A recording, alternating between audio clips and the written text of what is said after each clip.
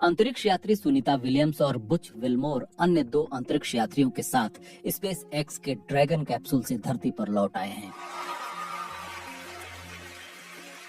बीते साल जून में महज 8 दिनों के लिए अंतर्राष्ट्रीय स्पेस स्टेशन पर गए ये दोनों एस्ट्रोनॉट 9 महीने बाद लौट पाए हैं।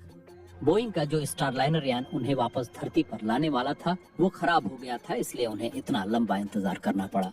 उन्हें आखिरकार एलन मस्क की कंपनी स्पेस एक्स का ड्रैगन कैप्सूल फ्लोरिडा के तट पर सुरक्षित रूप से उतारा।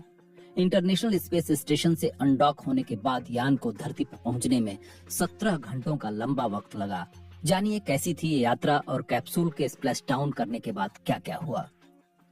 पैराशूट खुला और फिर स्प्लैश डाउन। भारतीय समय अनुसार बुधवार तड़के 3:27 पर 4 अंतरिक्ष यात्रियों को लाने वाला कैप्सूल फ्लोरिडा के तट के पास समंदर में उतरा। समंदर के सतह पर आने के बाद कंट्रोल सेंटर की ओर से अंतरिक्ष यात्रियों का स्वागत करते हुए कहा गया, निक, एलेक, बुच, सुनी, स्पेस एक्स की ओर से घर वापस आने का स्वागत है। कमांडर निक हेग ने खुशी जाहिर करते हुए जवाब दिया, कैप्सूल में सभी के चेहरे पर मुस्कुराहट है। स्प्लैश डाउन से ठीक पहले क्या हुआ?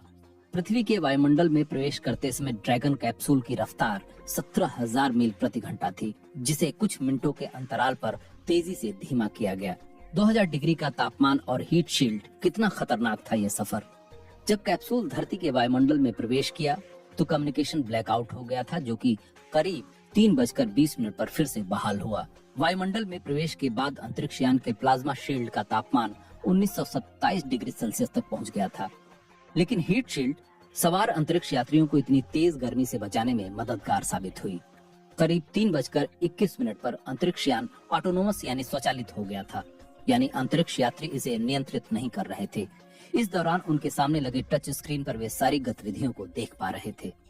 करीब 3:24 पर पहले ड्रैगन कैप्सूल के 2 पैराशूट खुले, जिससे इसकी रफ्तार और धीमी हो गई। इस दौरान एक जोर का झटका लगा और कैप्सूल की रफ्तार और धीमी हो गई। इसके बाद 2 और पैराशूट खुले। समंदर में उतरने के बाद क्या हुआ? जिस समय कैप्सूल समंदर में उतरा उसके ठीक बाद ही पानी में कैप्सूल के चारों ओर डॉल्फिन चक्कर लगाती हुई तैरती दिखी। मौके पर मौजूद रिकवरी टीम फास्ट बोट से कैप्सूल तक पहुंची और पहले सुरक्षा का जायजा लिया और फिर पैराशूट को हटाया। इसके बाद स्पेस एक्स का रिकवरी पोत पहुंचा, जो कि लैंडिंग साइट से 2 मील की दूरी पर रुका हुआ था। जिस समय अंतरिक्ष यान की वापसी हो रही थी, आसमान पूरी तरह साफ और नीला था। इसके बाद रस्सियों के सहारे कैप्सूल को सुरक्षा नाव में लाया गया।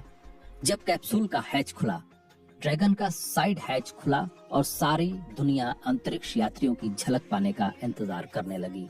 इसके बाद नासा की लाइव तस्वीरों के जरिए दुनिया भर में लोगों ने सुनीता विलियम्स और उनके साथियों को बाहर निकलते देखा। And there we do see Crew 9, some happy waves, smiles all around back on Earth. Capsule से निकलने से ठीक पहले सुनीता विलियम्स और विल्मोर ने कैमरे की ओर हवा में हाथ हिलाकर खुशी जाहिर की। अंतरिक्ष में करीब 286 दिन बिताने के बाद सुनीता विलियम्स और बुच विल्मोर ने धरती पर ताजा हवा में सांस ली। करीब 9 महीने तक इंटरनेशनल स्पेस स्टेशन पर रहते हुए इन दोनों यात्रियों ने हर दिन 16 बार सूर्योदय और सूर्यास्त देखा और अंदाजा लगाया जा सकता है कि इससे तालमेल बिठाना उनके लिए कितना चुनौतीपूर्ण रहा होगा। अंतरिक्ष यात्रियों की सेहत कैसी है? नासा के कॉमर्शियल क्रू प्रोग्राम के मैनेजर स्टीव स्टिच ने बताया कि अंतरिक्ष यात्रियों की सेहत ठीक है। उन्होंने कहा कि अंतरिक्ष यात्री कुछ समय के लिए रिकवरी शिप पर रहेंगे और फिर उन्हें ह्यूस्टन ले जाया जाएगा। उन्होंने अपनी टीम का शुक्रिया अदा किया और नासा की जरूरतों के मुताबिक खुद को ढालने के लिए अमेरिकी अरबपति एलन मस्क की कंपनी स्पेस एक्स की तारीफ की।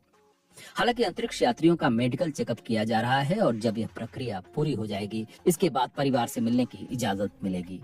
NASA space operation mission directors के डिप्टी एसोसिएट एडमिनिस्ट्रेटर्स जोएल मोंटाल्बानो ने कहा कि सुनी और बुच ने आईएसएस पर रहते हुए 900 घंटों तक का रिसर्च किया है और इस दौरान 150 वैज्ञानिक प्रयोग किए। उन्होंने नासा अंतरिक्ष यात्रियों के किए गए प्रयोगों को देश के लिए लाभदायक बताया और उम्मीद जताई कि इस दशक के अंत तक मंगल ग्रह पर इंसान उतारने के नासा के लक्ष्य में ये मददगार साबित होंगे।